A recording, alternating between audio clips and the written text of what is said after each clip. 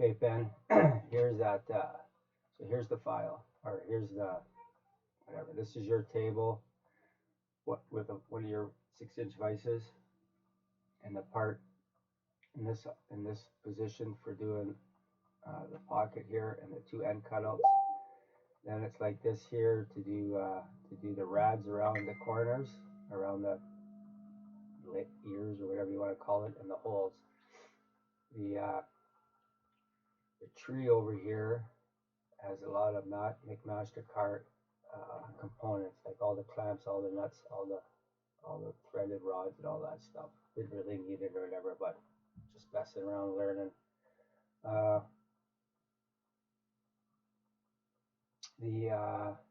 so if you look up here, so the main file name, right? So when that button is dotted like that, then you have all this stuff. So you got ZR motor mount 1, so there it is there. Motor mount 2 there, motor mount 3 there, motor mount 4 up in the vise.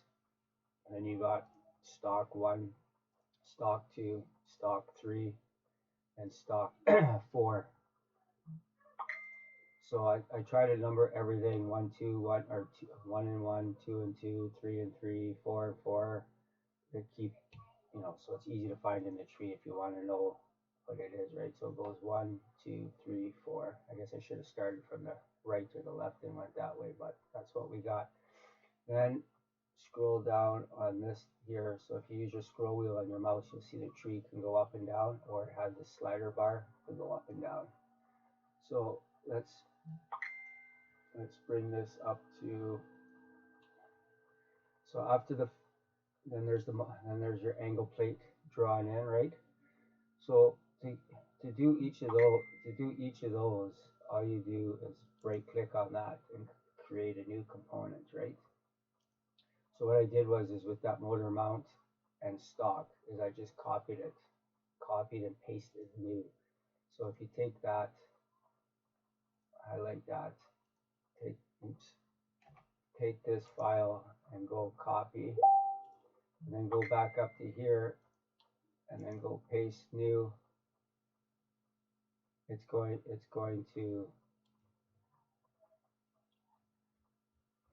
throw your component down in the tree right here, right? And then it throws it over here on where you're copying from, right? It was right there. So I kind of usually just move this stuff out. And once you get it out here, then every time if you copy this file that's highlighted down here, it'll keep throwing your duplicates on top of each other. Then you just hit OK, and there, oops, let's go back and highlight that. I don't think it didn't really need to. Let's try that again there. So if we go all the way down to the bottom, now we'll highlight that, go copy, scroll all the way back up, and right click on top of that. We're going to go paste new. Now we'll look back down here. See, now you got another instance, right? So there was the one I copied from the original file up top, and then I pasted it, and it come back down here. And see, now that I moved it from here over to here, they lay on top of each other, which is perfectly fine, because now you can say OK. And then when you need to use them, you just shut them off with the little eyeballs beside the name, and then you can use your joint. Then you can use this command up here, joint. You can use this command here, joint, to place them wherever you want. Okay, so let's undo those.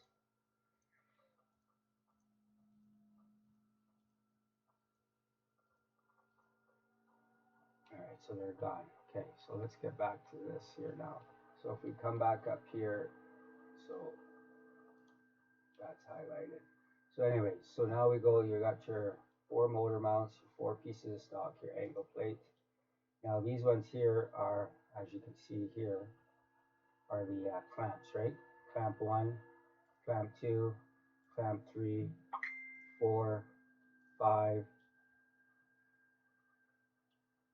and then 6 is at the back, 7 is at the back for holding the angle plate, then 8, 9, 10, 11, on there. I'm not sure what you have for on your angle plate. I mean, you can use just C clamps or whatever to hold that in place too, or if you have a angle plate with holes in it, and you can use those clamps that you have.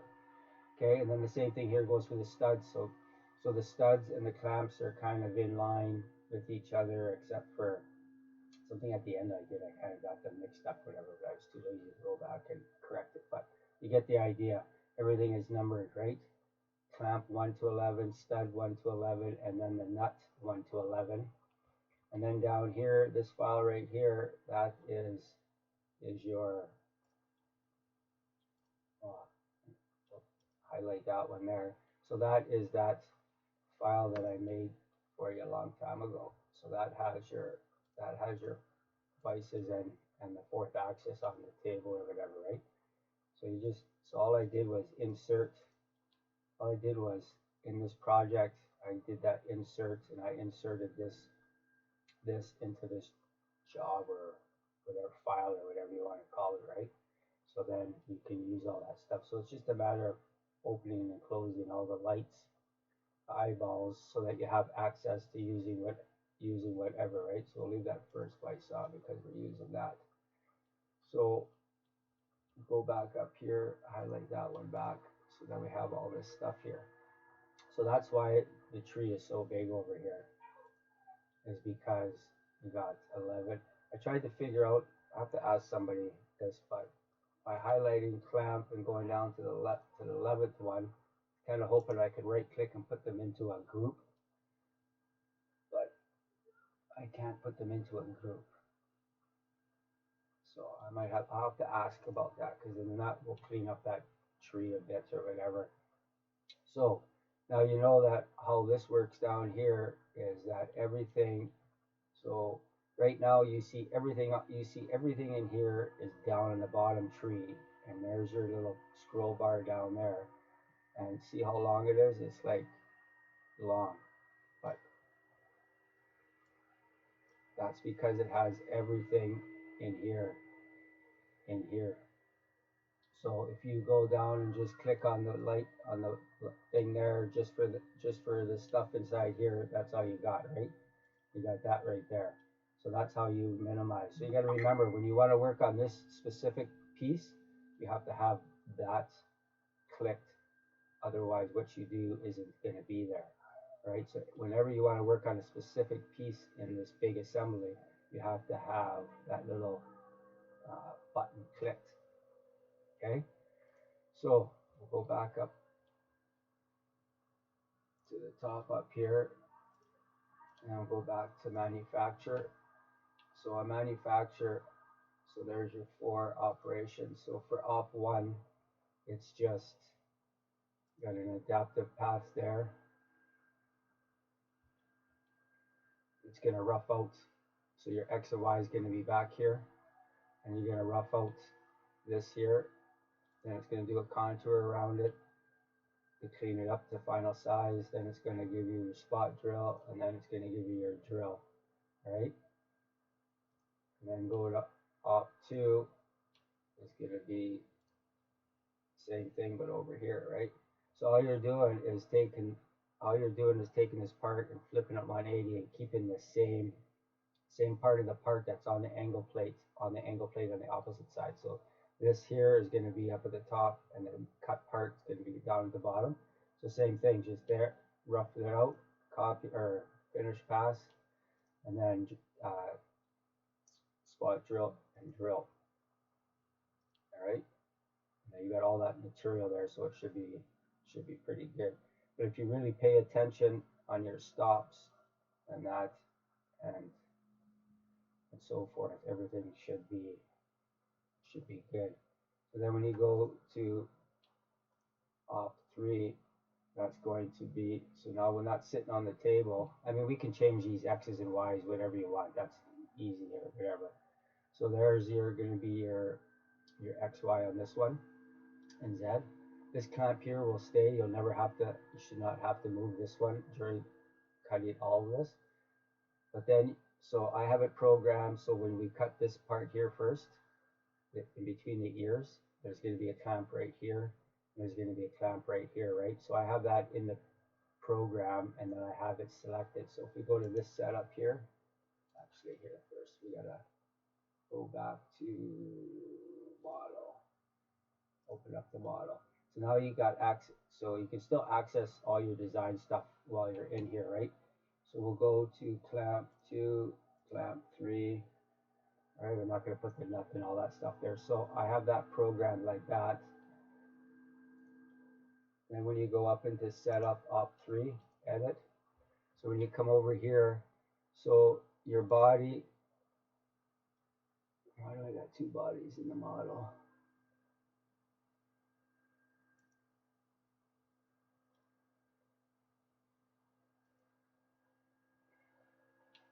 Let's take that off.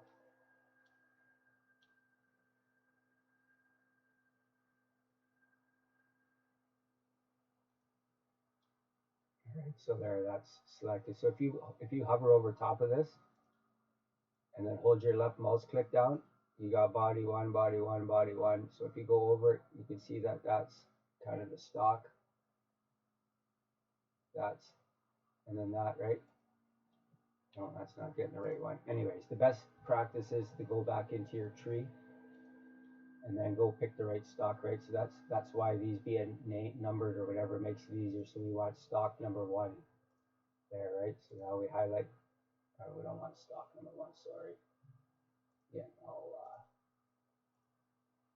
we want to go into the motor mount bodies, and we want your parts picked there for, and the 7 bodies here are clamps and the nuts and all that stuff in your table, so that when it runs, it can simulate so that it doesn't crash. So when you go to stock side, so now there you're going to have your stock body, right? And if you look here, you see all these little lines underneath there?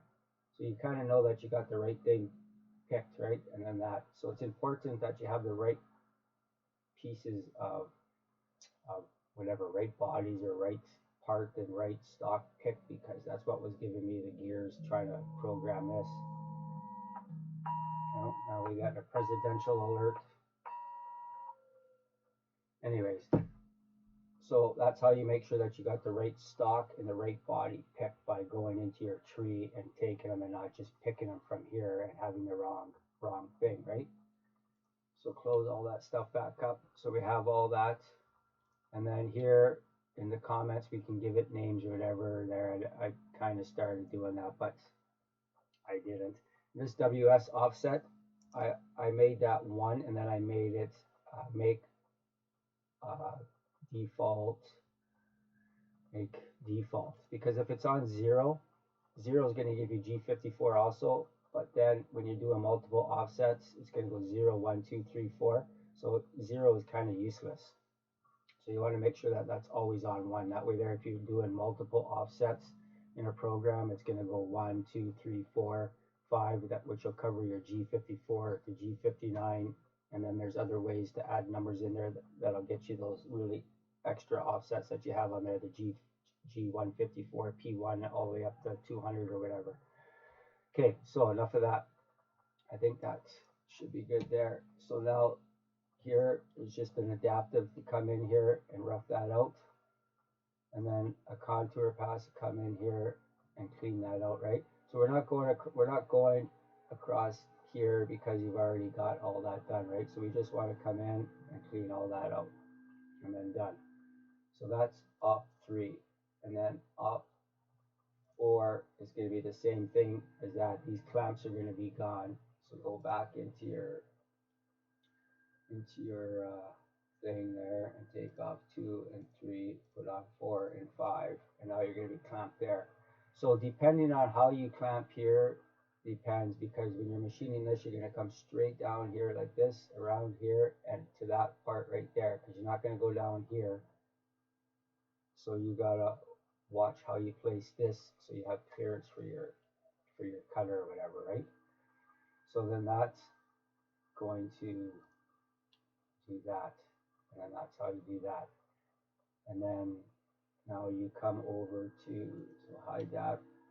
So now we'll go to 5, and we'll highlight 5. So this is where 5 yesterday was messing me around, was because first off, I had the stock wrong. It was it was sitting like 20 thou, 25 thou too low. But the biggest thing was is I had the wrong thing picked in the for the stock and for the body part. So when I was trying to run the roughing out inside here, running this adaptive pass, it was giving me the gears.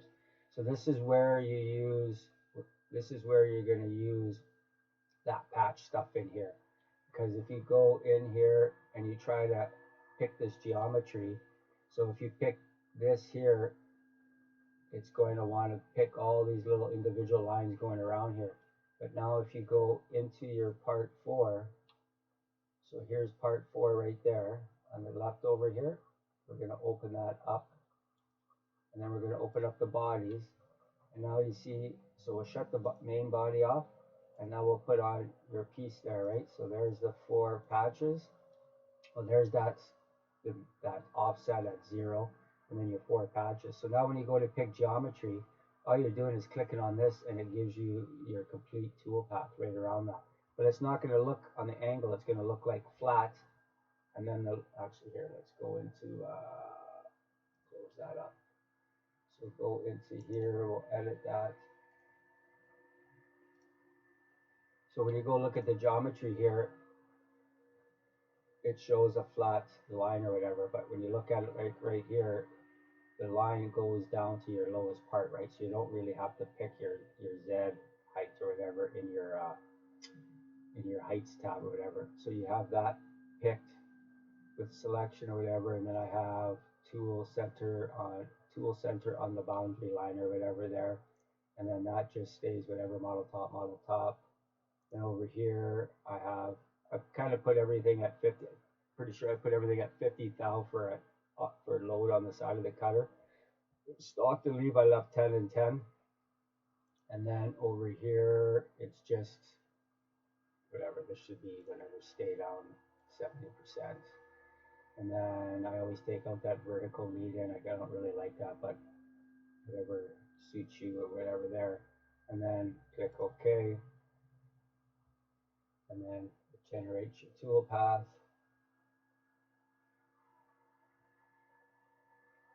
And there it is, right? So that's the tool path for that. Now if you go to the tool path for your ball end mill, I used a half inch because that's what you kind of had in there already.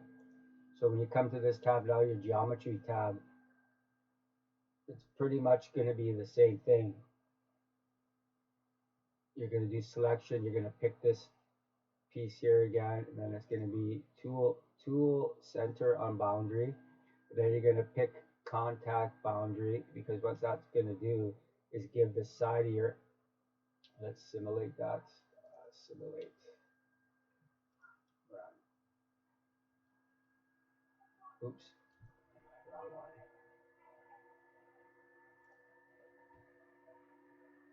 Why is that doing that? Did you get the volume tag? Yeah, so we're going to simulate this, so it's going to come in, rough that out. Let's get that out of there really quick. Okay, so there's your ball end mill. Now if you look on the side right here, yeah, if you look on this side, click on the right, you look on the side, you see how it's catching the perfect spot on the end mill on there? When you have that boundary thing clicked, that's what makes that happen. Otherwise it won't happen, right? So then it'll clear up to that. Otherwise, if you didn't have it clicked, it would stop below where you need it. All right. So there's that. Then then there's your pocket to clean up those pockets and a contour on those pockets. Then the chamfer on the outside, chamfer. Oops, what did I forget here? Contour. Oh yeah, let's move that back up with that one. So chamfer on the outside, and then spot drill, or actually drill. What's that? I can't remember what that one was. You know, it's going way too deep, whatever it is.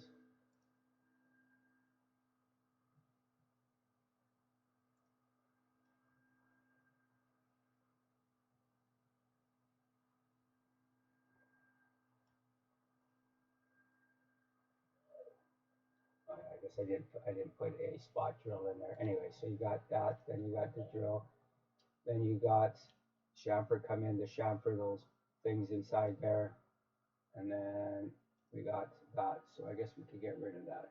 Where are we here? Z1. So we can put your model back in after that. Yeah. So now it's gonna look like this.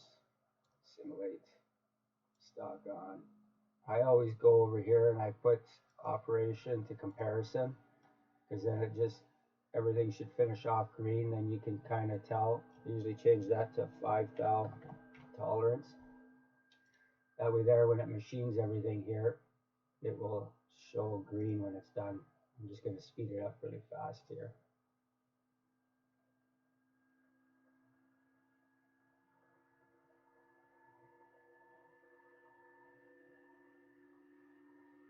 And there. So the only thing, there's a way to bring in the stuff there that this isn't there. So I got to work on that so that you don't see that, because that's unnecessary to see because we got that one big piece of stock. So yeah, I'll figure out that, and then I'll fix that up later or whatever. Okay, so hopefully that answers whatever questions or whatever, or how I have that all set up should make it easier to understand. All right, so hopefully that works.